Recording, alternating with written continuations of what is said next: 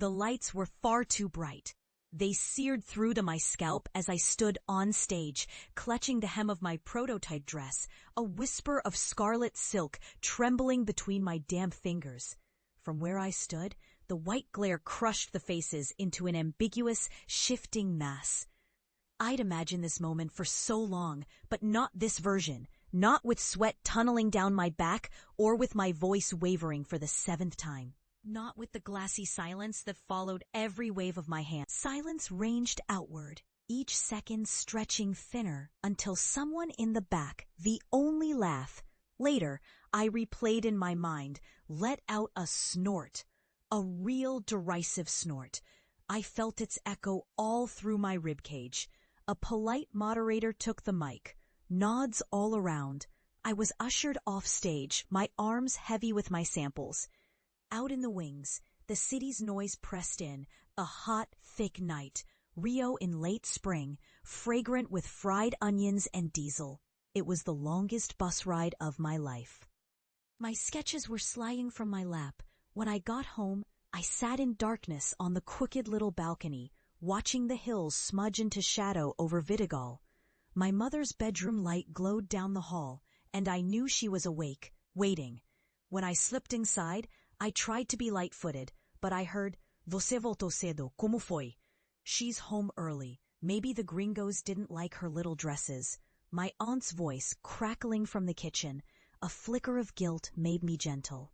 It was fine, I lied, but my stomach was empty, punched hollow with disappointment. In the days that followed, the story burrowed in. My mother, to her credit, only asked once if this fashion thing was maybe better as a hobby. My brothers were less gracious. "Do you ever see anyone from here become famous for drawing clothes?" Felipe jeered, drumming on the plastic table as I tried to sketch a new neckline. "No, exactly. Maybe you can design the school uniforms," Paolo quipped, catching the eye of my father, who gave a low chuckle, then buried himself in his newspaper. Neighbors would pass me in the alley and shout, "Cadê o desfile, estilista?" As if it was all one big joke, as if dreaming of silk and form was just an excuse to avoid real work, the kind that left grime under your nails and aches in your lower back. It hurt. I stopped bringing my fabrics out when anyone was home. At parties, people would ask if I was still playing dress-up. At first, I laughed it off, then avoided gatherings altogether. But there were still mornings, queer, private moments, when I woke before dawn, and I felt a pulse in me that said, try again. I sent more emails, posted sketches online, entered design contests open to anyone, anywhere. Most ignored, some ridiculed. The world of Brazilian fashion was narrower than you'd think. My only friend from design school, Marta, moved to Sao Paulo and urged me to come. Being good isn't enough. Anna, you have to be closer to them. But I had my mother, my brothers, and I had Rio. And despite everything, I wanted them to see me become something here. A year passed, then 2. My portfolio grew, but so did the silence. It was Marta who broke the spell, sending me a link to an open call in New York for emerging Latin American designers. I spent 3 weeks on a collection, threadbare, borrowing money, dyeing old sheets, hand-painting details, because I couldn't afford prints. I packaged them and mailed them, all my hope tied up in a duffel bag that weighed more than my future. Another contest, Paulo smirked when I explained I might be shortlisted. What are the odds, Hane? My mother was silent, lips drawn thin with worry. When the call came, the voice at the other end was warm, American, almost singing. I don't think I even registered the words. Accepted. Showing at a real runway. Airfare covered. I screamed. In the apartment block, my shout echoed. And people poked their heads out. I didn't care. The money barely covered a coat for New York's wind, let alone the shoes. I wore a patched-up pair and walked through the freezing streets, shivering, lost, but too terrified to let awe slow me down. The venue was bigger than I'd imagined, vaulted ceilings, rows and rows of chairs. My models were 2 students found on Instagram, friends of friends. one borrowed makeup from her roommate. Backstage, as I adjusted the folds of crimson for my final look, something part samba, part armor, I remembered every time my brother had called me a fool. My hands shook with fear, but when the lights went on, all that was left was the clothes. Afterwards, someone pressed a card into my hand. Then two more. Wholesale buyers, editors. I hurried outside, dialing Marta and barely able to speak. She wept for me into the cold, crackling line. From then, things began to turn. Slowly, like a Rio tide at dusk. The photos circulated online. A small American boutique placed an order. Then another, from Paris, a buyer in Milan. It was all dizzying, but not enough to be famous. Not yet. I was asked to collaborate on a capsule collection with a big brand. I caught glimpses of my work folded on boutique racks in Leblon, but nobody at home seemed to notice or care. Every visit home was a reminder. In Vidigal, dreams didn't count unless they came with cash. With proof, my mother's face was still worried, my father silent, even as my name flickered in an article or two. My brothers joked less, but the distance only sharpened between us. 3 years after that failed pitch, the gringo flop, as my brother liked to call it, I got an invitation.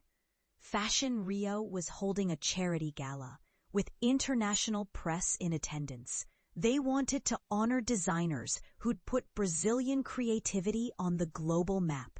My name right there on the email. Sandwiched between legends. I wanted to refuse. I wanted to hug my success somewhere private, like a pearl in a shell, away from their stares. But something in me craved the confrontation. When I told my family, they didn't believe me. Paolo sneered. "What next? You gonna meet the president? Should we rent a red carpet?" My mother just pressed her lips. "Be careful not to disappoint yourself." "I have 5 tickets," I said, holding out the gold envelopes. The day arrived, and I wore one of my own designs, the liquid bronze dress, cut to float down the spine with a single draped sleeve. My brothers wore suits, ill-fitting, borrowed. My mother clutched her purse like a shield. We took a taxi to the city center. The building glimmered, lit up like a cathedral. And there was a carpet after all, not red, but cobalt blue, running up marble stairs. Photographers milled around. I thought my family would hang back. Instead, my brother strode ahead, curious now. My mother took my arm, her fingers cold. Inside, there were women in impossible heels, laughter peeling off the marble. Waiters brushed past with trays. My family hovered near the wall. We were led to our table, close to the stage. Someone recognized me, kissed my cheek, drew me into a selfie. My brother's eyes grew round. "You know these people?" Paulo asked, suddenly smaller. Before long, a host took the microphone. Lights swept the room. "Tonight, we honor Ana Clara Figueira." A round of applause, then a small collective gasp as the curtain lifted to reveal 5 mannequins, each dressed in my signature pieces: red, bronze, turquoise, white, midnight blue. The audience leaned forward. Cameras flashed. My mother's hand clutched at her pearls, her mouth just open. My brother stared, jaw slack, silent, forgetting to feign indifference. A famous actress approached me, thanked me for my work, invited me for a photo. On stage, I tried not to shake. The host read from a glowing biography. "From Vidigal to the world," he said, and his eyes found my family. "Sometimes the most unexpected places grow the rarest flowers." Applause thundered. I saw Paulo wipe the tear. Felipe's face twisted into something like pride, something I'd never seen. After, reporters crowded me, asking questions. My mother held court, trembling with emotion, telling anyone who'd listen. She started with her grandmother's sewing machine, you know? She made her own dresses for Carnival when she was just a menina. It was all validation suddenly everywhere. Outside, as the city lights danced on the bay, my father put a heavy hand on my shoulder, a rare show of affection. He searched my face. "So this was the dream, Fila? You did all this?" I nodded.